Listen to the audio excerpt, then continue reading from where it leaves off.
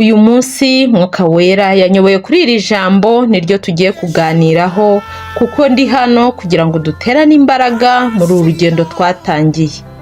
Mwuka rero w'Imana yanyoboye kuri iri jambo ryo kuba akazuyazi. Kuba udakonje kandi udashyushye, mbese uri aho ngaho hagati. Tugiye kurebera hamwe ibintu byatuma utaba akazuyazi. Ushobora kwibaza ute se akazuyazi ni iki? Umuntu w'akazuyazi aba ameze ate? Umuntu w'akazuyazi ni umuntu uvuga ko akijijwe, wamenye Imana ariko ari ku munwa gusa, yikorera ibyaha, akibereye mu bibi, akibereye mu by'isi, mbese utamutandukanya n'umuntu utaramenya Imana. Ikintu cya mbere rero cyatuma utaba akazuyazi ni uko ugomba kuba utinya Imana. Ugomba kuba utinya Imana yawe. Ijambo ry'Imana riratubwira ngo turi abana b'Imana kandi twabyawe nayo. Umwana yubaha umubyeyi we, akamwumvira, akamutinya. Niyo akosheje abazi ko ari buhanwe. Imana nayo rero uba ugomba kuyubaha, ukayitinya, ukitondera amategeko yayo. Kuko nutinya Imana bizagufasha no kuva mu bibi, bizatuma n'uzajya wisanga mu byaha, uzajya wibuka ko Imana ikureba, uzajya wibuka ko hari umunsi w'urubanza bituma ubivamo. Kuko utinya Imana ntakora ibyaha. Ijambo ry'Imana riratubwira ngo umuntu wese ukora ibyaha ntiyamubonye kandi ntiyamumenye. Icya kabiri kizagufasha kutaba akazuyazi ni ukwereka Imana ko wateye indi ntambwe, ko hari aho wari uri ariko ushaka kugera n'ahandi, ukaba utakiri akazuyazi. Tuvuge umwanya wawe wose ntiwafataga byibuze n'iminota 5 ngo usome ijambo ry'Imana, ariko wihaye intego, uravuga uti kuva uyu munsi ngiye kujya byibuze ku munsi nsoma chapitre 1. Iyo ni intambwe uzaba uteye, kwereka Imana ko ugiye gutera indi ntambwe. Ikindi ni uko uba ugomba kureba aho waguye ukihana, ugakora imirimo myiza nk'iya mbere Umwami yishimira.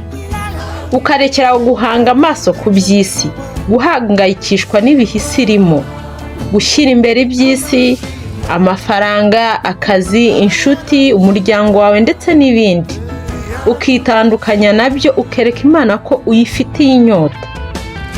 Ukitandukanya n'imihango ya gipagani, ibyo celebrating ukora bitari mu ijambo ariko kuko isi yabishyizeho ukabikora ukurikije isi byikubwira. Ugomba gusoma rero Bibiliya kuko muri Bibiliya niho Imana ivugira. Mu ijambo ryaho niho tumenyera ibyo ikunda n'ibyo yanga. Icyanyuma rero ni uguhindura imyitwarire yawe. Ijambo ry'Imana mu Migani igice cya mbere haratubwira ngo abanyabyaha nibakoshya ntukemere. Bakundwa, mureke mbabwire, iyi nzira ntabwo ari iya buri wese. Birashoboka ko mu nshuti zawe hari izigukoresha ibibi, ndavuga ikigare. Ngo kandi wamenye Imana ariko unywa inzoga, unywa itabi, wibereye mu busambanyi ndetse n'ibindi byinshi ntarondora. Ukabikora kugira ngo ushimishe inshuti zawe. Nagira ngo nkubwire ngo hagarikiraho. Rekana n'inshuti zitagufitiye umumaro, inshuti zakubuza kuzabana n'Umwami wacu mu bwami bwe. Izo ntabwo ari inshuti. Haranira kuzabana n'Umwami wacu mu bwami bwe. Mu Migani igice cya 33 haravuga ngo ariko unyumvira wese azaba amahoro adendeze kandi atikanga ikibi. Kumvira Imana nicyo cya mbere. Bakundwa, nimwumvira Yahwa bizatuma mumumenya kandi imigenzereze yawe ibiyera imbere ye. Uhindura imyambarire yawe kuko niba uvuga ko amenye Imana ugomba guhindura imyambarire yawe. Nimba wambara utikwije ntaho waba utaniye n'umuntu utazi Imana. Bakundwa, mureke kuba akazuyazi, mwubahe Imana, musenge Imana byuzuye. Umuremyi w'isi n'ijuru mumushakire umwanya, musome Bibiliya, mwihe intego, muvuga uti byibuze ku munsi nzajya nsoma chapitre 1. Murangwe n'urukundo n'ingeso nziza.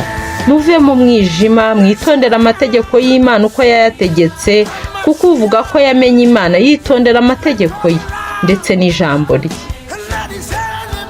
nimba ushaka kuba uw'agaciro imbere y'Imana ugomba gutangira kumenya iby'Imana yanga n'iby'ikunda. Hanyuma numara kumenya iby'Imana yanga uzakora iby'ikunda. Mara umwanya mu ijambo ryayo umenye inzira z'Imana n'iby'ikunda, nibwo uzaba uw'agaciro imbere yayo. Muhabwe umugisha. Haleluya, muhimbaze Yahwa.